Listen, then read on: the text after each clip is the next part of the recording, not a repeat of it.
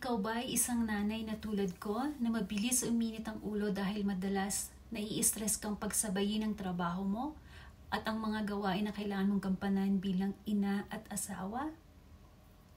Huwag kang mag-alala kabayan dahil nasa ganyang sitwasyon din ako dati. Yung kapag meron akong hindi natapos na gawain sa trabaho man or sa pamilya, ay nagsusungit na ako at mainit na ang ulo ko. Tipong damay-damay na lahat pati asawa mong walang malay. New immigrant pa lang kami noon nang makita ko ang negosyong ito in 2018.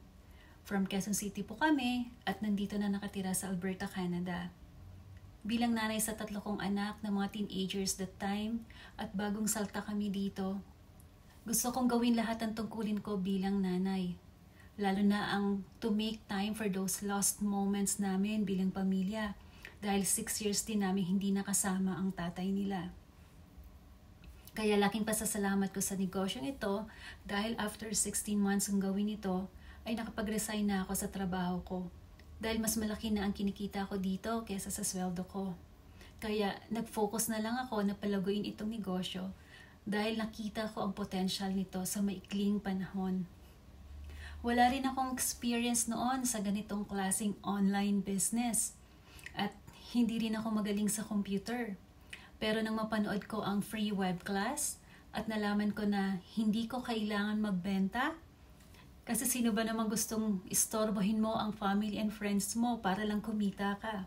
Hanggat lahat sila ay ayaw ka ng kausapin, di ba? Tapos may step-by-step training din na provided at mentor na assign sa'yo para tulungan ka.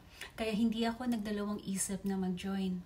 Saka kahit may trabaho ka, kaya mo itong gawin. Kahit busy ka sa work, sa pamilya, o sa bakasyon man, your business still operates with the use of system automation. At kung nagdadawat kayo, legitimate po ba ang negosyong ito? Yes, it is po dahil nagbabayad po kami ng taxes sa earnings namin. Laking pasasalamat ko po sa Diyos na hindi niya hinayaan na mapalagpas ko ang oportunidad na ito na nakapagpabago sa takbo ng aming buhay. Lalo na sa akin bilang ina at asawa dahil nagawa ko na makapag-retire bilang empleyado sa edad na 43. At ngayon, masaya ko nang nagagampanan ng tungkulin ko bilang ina at asawa habang kumikita pa rin kahit nasa bahay na lang ako. At sa tulong din ng negosyong ito, ay nakapag-acquire na kami ng 4-bedroom house namin dito sa Canada at nakapagbakasyon kami sa Pinas with my family after 8 years. At may sponsor ang mama ko to visit us here as her first travel, international travel.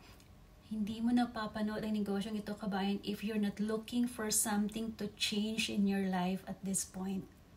Click mo lang po ang learn more at mag-register ka sa website namin ng name at email mo para mapanood mo ang free information session. At masaya ako na makatulong din sa iyo.